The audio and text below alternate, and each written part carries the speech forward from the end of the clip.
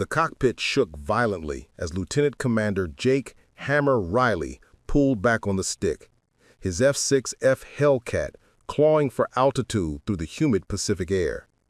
Below him, the azure waters of the Philippine Sea stretched endlessly, deceptively peaceful under the noon sun of June 1944. His hands were steady on the controls, but his heart hammered against his ribs, not from fear, but from the electric anticipation that preceded combat. Through the scratched plexiglass canopy, he caught the glint of sunlight on metal, high and distant, like schools of silver fish darting through an invisible ocean. "Bogies, 2 o'clock high!" The voice crackled through his headset, urgent but controlled.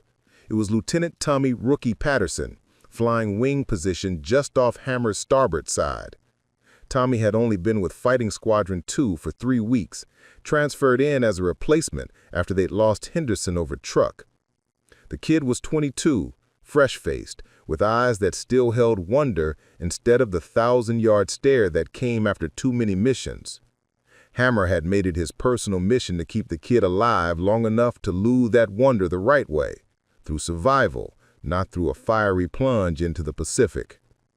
"I see them," Hammer replied, his voice carrying the gravel of too many cigarettes and not enough sleep. He squinted against the glare, counting silhouettes. 8. Mitsubishi A6M0s, their graceful lines unmistakable even at this distance.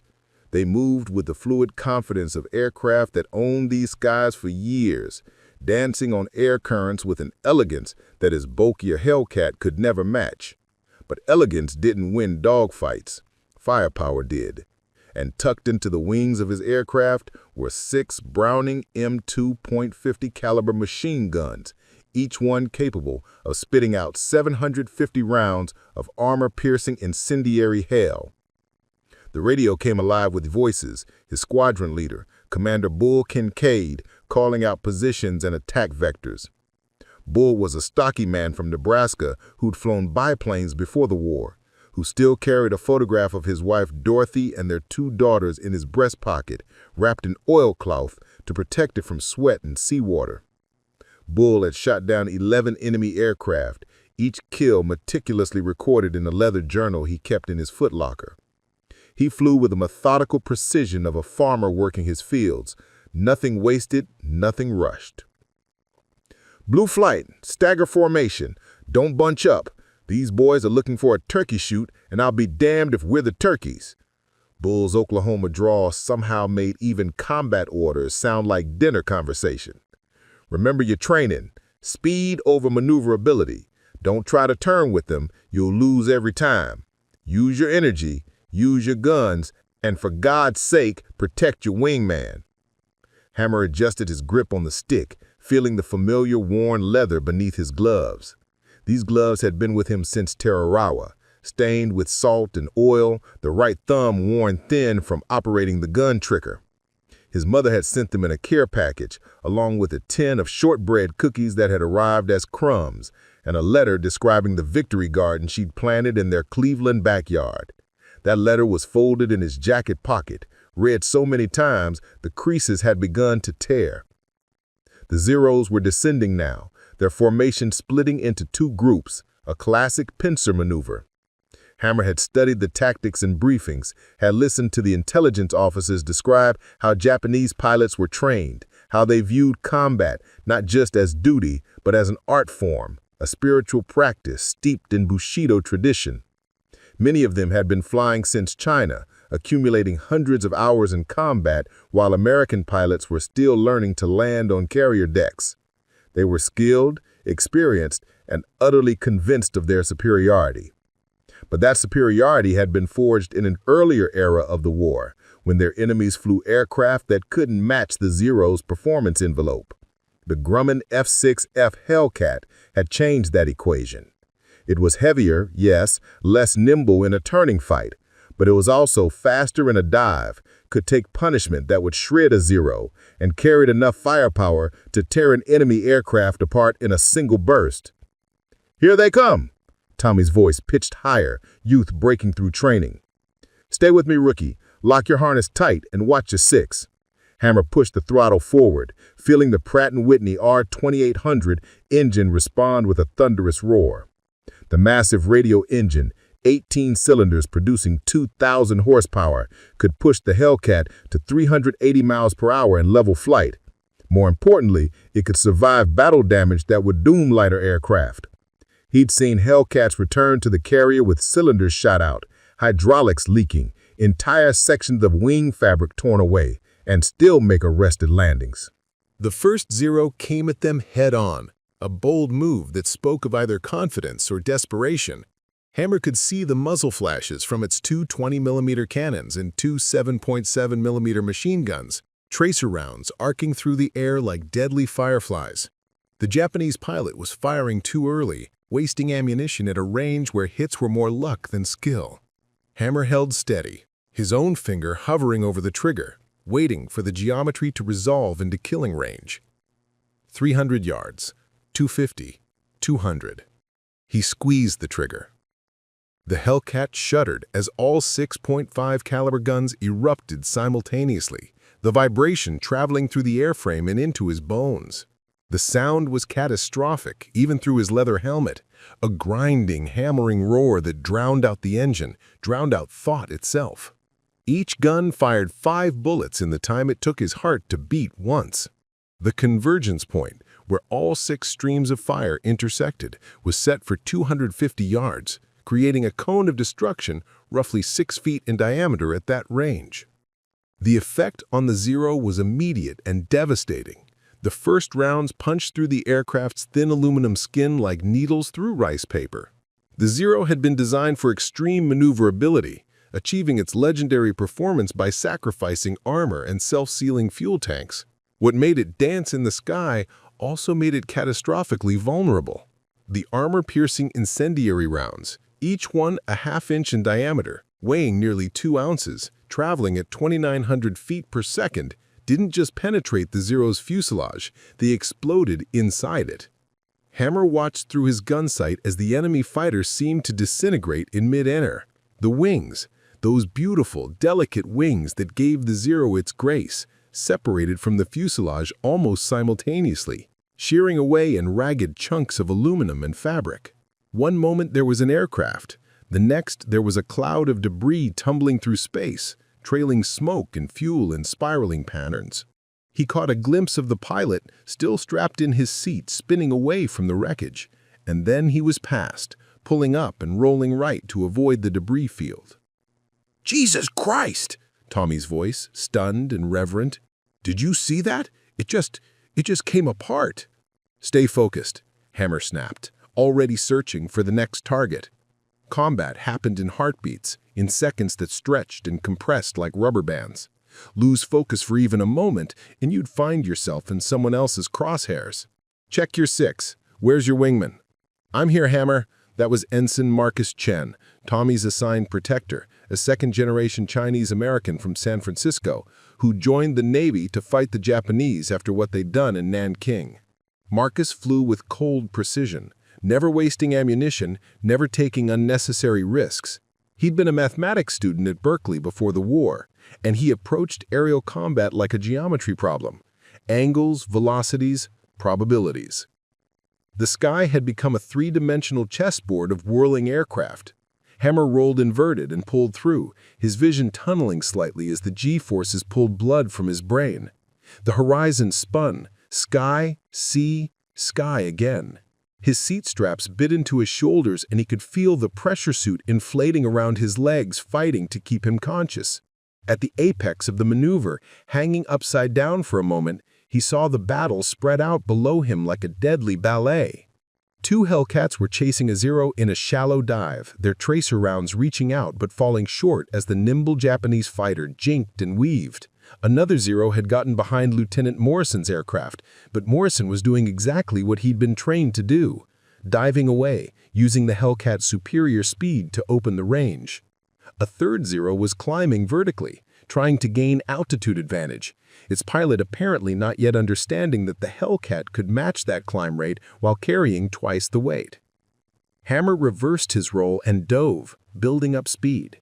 The airspeed indicator climbed past 300 knots, then 350. The Hellcat was in its element now, using gravity and horsepower to generate the energy that would dictate the next engagement. He selected the climbing Zero as his target, coming at it from above and behind. The classic bounce, the preferred position that every fighter pilot dreamed of achieving. The Zero's pilot must have seen him, or perhaps sensed him through that mysterious awareness that combat veterans developed. The Japanese aircraft suddenly snap-rolled left and pulled into a climbing turn so tight that Hammer couldn't follow without bleeding off all his speed. But he didn't need to follow into the turn. He pulled lead, pointed his nose ahead of the Zero's flight path, and fired a deflection shot, aiming not at where the target was, but where it would be. The 6 streams of .5 caliber guns converged in space just as the Zero flew into them. It was like watching a bird fly into an invisible wall. The round stitched across the Zero's fuselage from tail to nose, each impact creating a visible spark as metal met metal at supersonic velocity. The canopy shattered, the engine cowling disintegrated, and then the fuel tanks ignited. The Zero transformed into a fireball, a sphere of orange flame and black smoke that bloomed against the blue sky like an obscene flower. This time Hammer didn't see the pilot. The fire had consumed the cockpit too quickly. He felt nothing, no satisfaction, no remorse, just the cold calculation of survival. That was 2. He pulled up and scanned the sky, his neck aching from the constant motion. In a dogfight, the pilot who saw the threat first usually lived. The one who didn't usually died. It was that simple, that brutal. "Blue leader, this is Blue 3. I've got one on my tail and I can't shake him." The voice belonged to Lieutenant Junior Grade Peter Walsh, a kid from Boston who'd grown up sailing and had taken to carrier landings like he'd been born for it. But Walsh was new to the squadron too, still learning the Hellcat's capabilities, still thinking in terms of his old aircraft. "Dive, Blue 3. Dive and extend," Bull's voice, urgent but calm. "Use your speed. Don't try to turn." Hammer craned his neck and found Walsh's Hellcat trailing smoke from its port wing, with a Zero glued to its tail. The Japanese pilot was firing in short, controlled bursts, walking his rounds toward Walsh's cockpit. Even as Hammer watched, he could see more hits sparkling along the Hellcat's fuselage. Walsh was trying to turn, trying to outmaneuver his opponent, which was exactly the wrong tactic. The Zero could turn inside the Hellcat all day long. "Walsh, you're doing it wrong," Hammer shouted into his radio, already diving toward the engagement. "Nose down, full throttle, do it now." But Walsh either didn't hear or didn't understand. He pulled harder into his turn, bleeding off more speed, making himself an easier target. The Zero pilot, and Hammer could see now that it bore the markings of an experienced flyer, with several kill markings painted on its cowling, adjusted his aim with professional competence. The next burst caught Walsh's Hellcat directly in the engine. The big radial engine could take punishment, but not forever. Oil sprayed back across the windscreen, black and thick, and the propeller began to windmill erratically. Hammer was still 500 yards out, too far for an effective shot, but closing fast. He fired anyway, hoping to distract the Zero pilot, to buy Walsh a few more seconds. The tracer rounds arced through the space between the 2 aircraft, falling short, but visible, a warning, a threat. The Zero pilot didn't flinch. Professional to his core, he fired one more burst, and this time Hammer saw the hits walking up Walsh's fuselage toward the cockpit. The Hellcat's canopy exploded outward in a shower of plexiglass fragments, and the aircraft immediately rolled inverted and began to spin. Walsh wasn't in control anymore. He was either dead or incapacitated. Rage, cold and focused, flooded through Hammer's chest. He adjusted his dive angle, steepening it, accepting the risk of overstressing his airframe.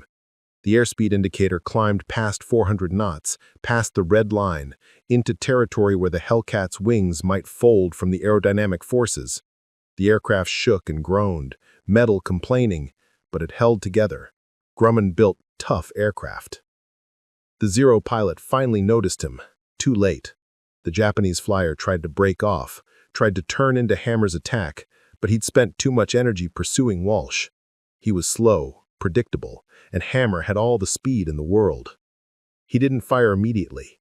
He closed to 150 yards, so close he could see details on the enemy aircraft, the faded paintwork, the oil streaks, the way sunlight glinted off the canopy, close enough to see the pilot's white scarf through the glass, close enough to make this personal. Then he squeezed the trigger and held it down.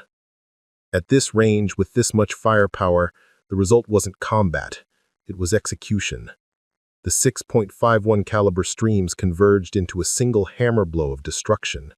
The Zero's right wing separated from the fuselage almost instantly, sheared away by the sheer volume of fire. The aircraft snap-rolled violently, out of control, beginning its death spiral toward the ocean 15,000 feet below. Hammer continued firing, pouring rounds into the tumbling wreckage until his guns fell silent. All 2,400 rounds expended in less than 20 seconds of total firing time. He pulled up hard, the G-forces crushing him down into his seat, his vision narrowing to a tunnel, then just gray static, then almost nothing. But he kept the back pressure on the stick, kept pulling, and the Hellcat responded, clawing its way out of the dive.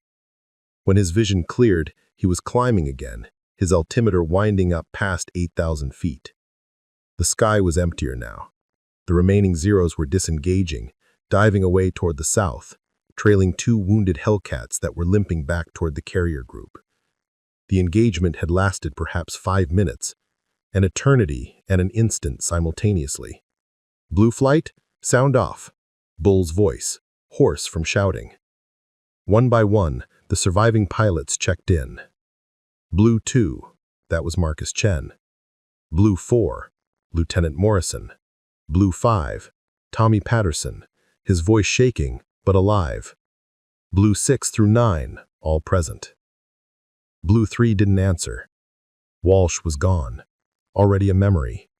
His name destined for a telegram that would arrive at a house in Boston, changing everything for people he loved, who would never know the exact moment their world ended. Hammer's hands were shaking now, the adrenaline fading and leaving behind exhaustion and something that might have been grief if he let it, but he couldn't let it. Not yet.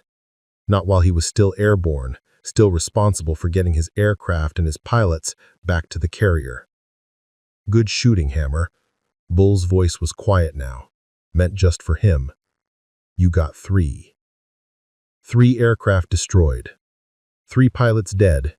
Young men with families, with hopes, with lives that were now simply erased. Men who had climbed into their cockpits this morning, thinking about duty and honor, about protecting their homeland, about earning glory for their emperor. Men who probably didn't know, couldn't have known, that they were flying aircraft that had become obsolete the moment the Hellcat entered the service. Walsh didn't make it, Hammer said, his voice flat. I saw. Nothing you could have done? Bull paused. Nothing anyone could have done. He panicked. It was true, but it didn't help. Walsh was dead, and 3 Japanese pilots were dead.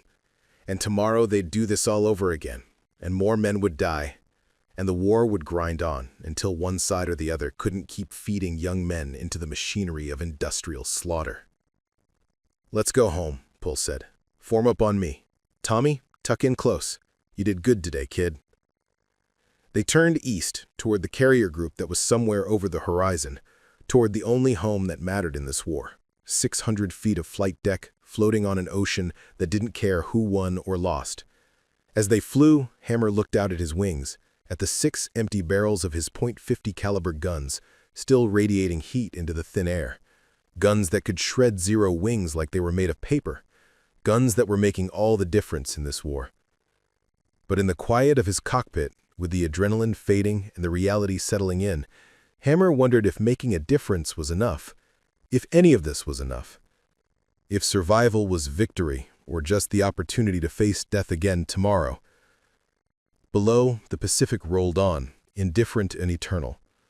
Somewhere down there, Walsh's Hellcat was sinking into the dark, carrying its pilot down to depths where sunlight never reached.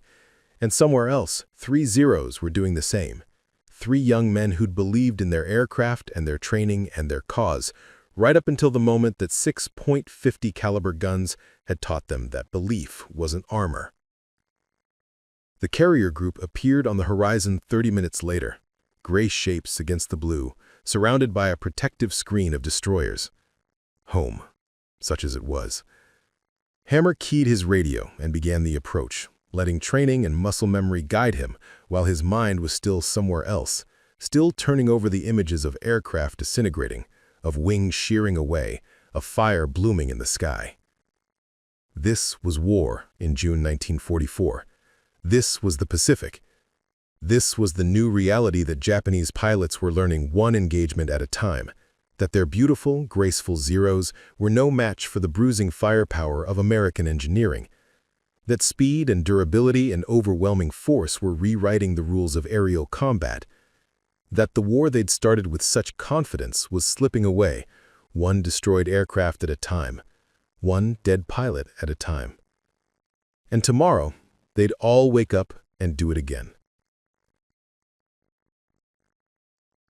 The ready room aboard USS Essex smelled of cigarette smoke, coffee, sweat, and the metallic tang of fear that no amount of ventilation could dispel. Hammer sat in his assigned seat, 4th row, 3rd from the left, leather cushion worn into the exact shape of his body after 6 months aboard ship, and stared at the cup of coffee cooling between his hands. The coffee was terrible, as always, brewed from grounds that probably had been reused twice already, but it was hot and caffeinated, and that was all that mattered. Around him, the rest of Fighting Squadron 2 occupied themselves in the peculiar rituals of men who just survived combat and weren't sure how to process that survival. Tommy Patterson sat 2 seats over, still wearing his flight gear, his hands clasped between his knees and his gaze fixed on some invisible point on the floor. The kid had been sick immediately after landing, vomiting into a bucket on the flight deck while the deck crew worked around him with professional indifference. It happened. First combat often did that. Some men threw up, some shook, some couldn't stop talking. Tommy had done all 3, and now he'd gone quiet, processing what he'd seen, what he'd done, what he'd become in the space of 15 minutes over the Philippine Sea. Marcus Chen was writing a letter at the small desk in the corner, his fountain pen moving in quick, precise strokes across V-mail stationery. Marcus wrote to his parents every day, long, detailed letters that he never showed anyone else. I suspect they contained more truth than Marcus shared with anyone aboard ship. The fear, the doubt, the crushing weight of responsibility that came with taking another human life, even an enemy's life, even in defense of everything they claimed to fight for. Lieutenant Morrison was already asleep in his chair, his head tilted back, mouth open, snoring softly. Morrison had that gift, the ability to compartmentalize, to shut down emotions like flipping a switch, to sleep anywhere, anytime, regardless of what had happened an hour before. Hammer envied him that gift. His own sleep, when it came, was fractured and haunted by images that his conscious mind tried to reject, but his subconscious insisted on replaying in endless loops. The door to the ready room opened and Commander Bull Kincaid entered, followed by Lieutenant Commander Harold Doc Stewart, the ship's flight surgeon. Doc was a tall, thin man from Vermont who'd been a country doctor before the war, delivering babies and setting broken bones and trying to keep farmers alive through New England winters. Now he delivered pronouncements about combat fitness and tried to keep young pilots sane through the insanity of carrier warfare. He carried a clipboard and wore an expression that suggested he'd rather be anywhere else. "Listen up," Bull said, his voice cutting through the murmur of conversation. The room fell silent immediately. Bull had that quality, command presence, the Marines called it, though Bull was Navy through and through. "Debrief in 5 minutes. Intelligence wants to know everything. Aircraft types, markings, tactics, weapons effects. Doc's going to talk to each of you individually afterward, standard protocol." There was a collective groan. Nobody liked the post-combat interviews with Doc, which always felt less like medical examination and more like psychological interrogation. Doc would ask questions designed to assess mental fitness, to identify pilots who were cracking under the strain, who were becoming dangerous to themselves or their wingmen. He'd already grounded 3 pilots in the past 2 months, sending them back stateside for what the Navy politely called combat fatigue, and what everyone else recognized as the point where a man's courage had been exhausted, spent like ammunition, leaving nothing but the hollow shell of survival instinct. "Walsh's family has been notified," Bull said, his voice dropping slightly. "Memorial service will be tomorrow at 1100 hours, weather permitting. Chaplain Morrison will officiate. Attendance is strongly encouraged but not mandatory." Walsh. Peter Walsh from Boston, who'd been alive this morning, who'd been sitting in this very room 12 hours ago making jokes about the powdered eggs and planning what he'd do when he got liberty in Pearl Harbor. Now he was gone, his body sinking into the darkness, his life reduced to a notification telegram and a flag that would be folded with military precision and handed to parents who would never fully understand how or why their son had died thousands of miles from home. "Good work today, gentlemen," Bull said, and there was genuine warmth in his voice now, the tone of a commander who actually gave a damn about his men. "You flew well, you fought well, and you came home. That's the job. That's all we can ask." He paused, his gaze sweeping across the room, making eye contact with each pilot in turn. When he got to Tommy, he held the contact a moment longer than necessary. Acknowledgement, encouragement, a silent message that the kid had done okay, that he'd earned his place here. "Intelligence estimates we shot down 8 confirmed, 3 probable. We lost 1 aircraft and 1 pilot. That's a victory by any measure. But it doesn't feel like victory, does it? It never does. Every time we go up, we're rolling dice with our lives. And no matter how loaded those dice are in our favor, sometimes we lose. Walsh rolled snake eyes today. It could have been any of us." The room was absolutely silent now. This wasn't the usual pep talk, the usual rah-rah speech about duty and honor and the righteousness of their cause. This was Bull speaking truth, speaking the thoughts that every pilot had, but nobody wanted to voice. "The Hellcat is a better aircraft than the Zero," Bull said. "Our guns are better, our armor is better, our tactics are better. We have every advantage except one. The Zero can still kill you if you give it the opportunity. Walsh gave it that opportunity. He forgot his training, forgot everything we've drilled into you about energy tactics and boom and zoom. He tried to turn fight, and he paid the price." Bull let that sink in, let the lesson crystallize. Don't be Walsh. Remember your training, use your advantages, protect your wingmen, come home alive. He nodded once, sharply. "Debrief starts in 5, get some more coffee, take a piss, collect yourselves. Dismissed." The pilots rose, the spell of silence breaking into movement and low conversation. Hammer stayed seated, still holding his cold coffee, still staring at nothing. He could hear Tommy moving toward him, could sense the kid's need to talk, to process, to make sense of what had happened. Hammer didn't want to talk. He wanted to sit here in the ready room's familiar discomfort and pretend for just a few more minutes that he was still the person he'd been before the war, before he'd killed his first enemy pilot, before death had become routine. "Hammer?" Tommy's voice was tentative, uncertain. Can I ask you something?" Hammer looked up. The kid's face was pale, his eyes red-rimmed. 22 years old, and he'd aged a decade in one afternoon. "Yeah, rookie. What's on your mind?" "The Zero I saw you shoot down. The first one." Tommy swallowed hard. It just came apart, like it was made of cardboard. How do you... after you do that, how do you live with it?" Hammer finished. He'd been asked this question before, by other young pilots, other rookies who'd just taken their first life. He'd given different answers at different times, depending on his mood, depending on how recently he'd been in combat, depending on how much he'd had to drink. Today, exhausted and raw, he gave the truth. "You don't think about it," Hammer said simply. "You can't. The moment you start thinking about the guy in that cockpit, start imagining him as a person with a family and dreams and all that, you're done. You won't be able to pull the trigger next time, and that moment of hesitation will get you killed." He took a sip of the cold coffee, grimaced. "So, you don't think about it.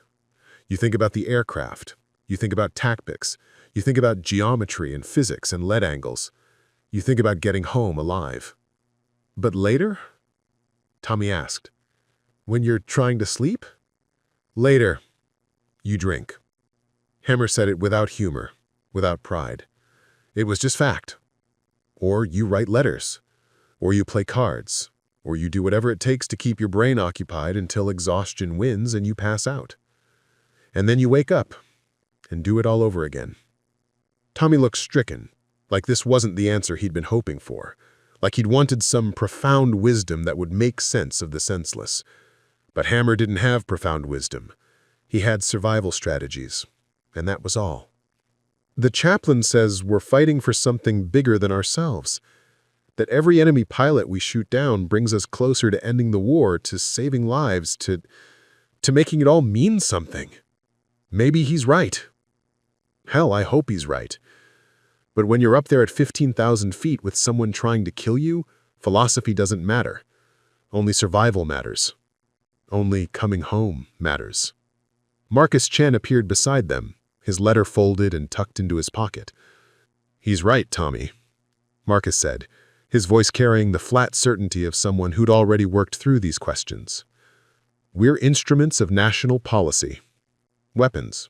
Same as our aircraft, same as our guns. We don't get to question the morality. That's above our pay grade. Our job is to fly, fight, and survive. The people in Washington, they're the ones who get to worry about the bigger picture. That's a pretty cold way to look at it. Cold keeps you alive. Sentiment gets you killed. Ask Walsh. He immediately looked like he regretted the words, but they were out now, hanging in the air between them. The door opened again, and Bull stuck his head in. Debrief, gentlemen. Let's go.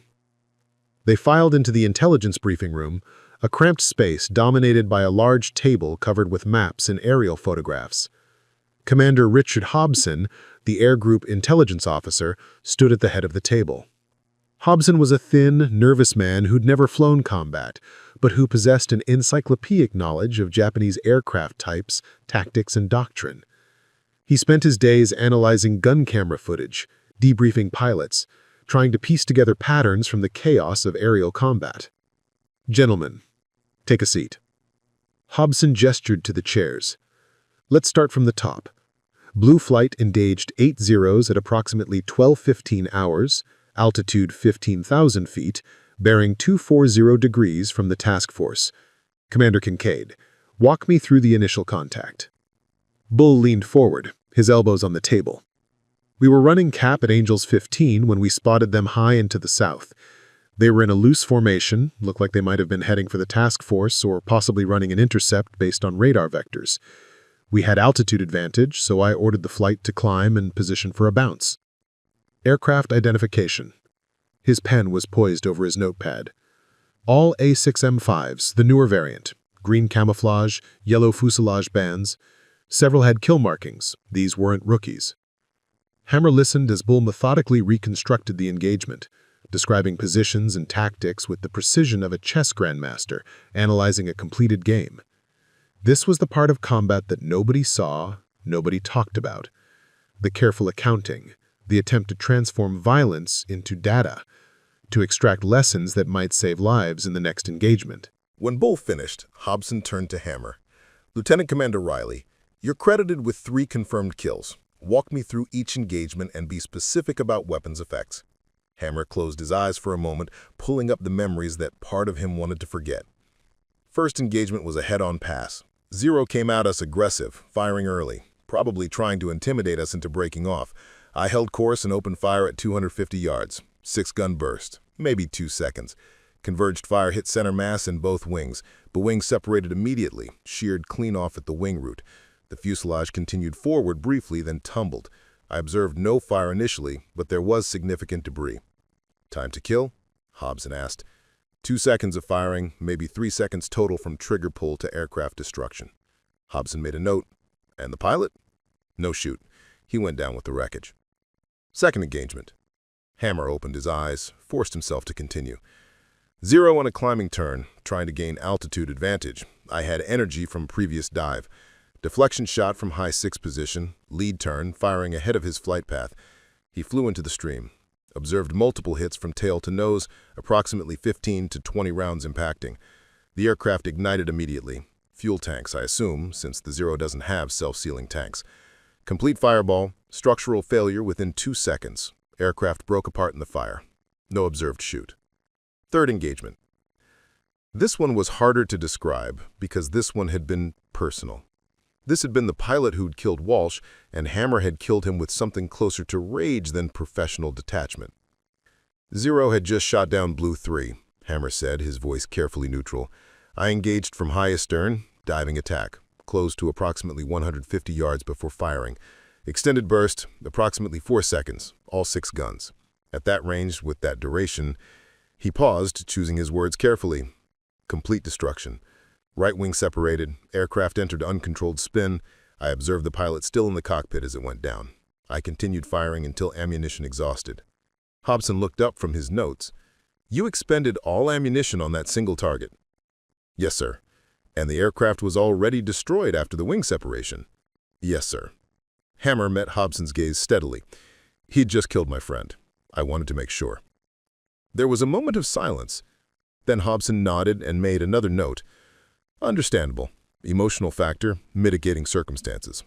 He looked around the table. What this engagement confirms, gentlemen, is what we've been observing for the past 6 months. The Zero is structurally inferior to the Hellcat. Their doctrine of extreme weight reduction to maximize maneuverability has created an aircraft that's exceptionally vulnerable to .5 caliber fire. In multiple engagements, we're seeing catastrophic structural failure from relatively brief bursts. Wings separating, fuselages breaking apart, immediate fires from unprotected fuel systems. He pulled out several photographs, spreading them on the table. They were grainy gun camera stills, sequential frames showing Zeros disintegrating under fire. In one sequence, a Zero's wings simply folded upward, the metal buckling like paper. In another, an aircraft seemed to vaporize, transformed from solid machine to cloud of debris in the space between one frame and the next. Hobson tapped the photographs. Gentlemen, we're winning this air war because we built better machines. The Zero was perfect for 1941, but this is 1944 and warfare has evolved. He looked at each pilot in turn. Your Hellcats, your guns, your tactics, they're rewriting history. The Japanese are running out of experienced pilots and their replacement aircraft can't match ours. Keep flying smart, keep coming home. Bull stood, signaling dismissal. Get some rest. Tomorrow we do it again. Hammer rose, exhausted, already dreading the dreams. Another day survived, another day closer to whatever ending this war held.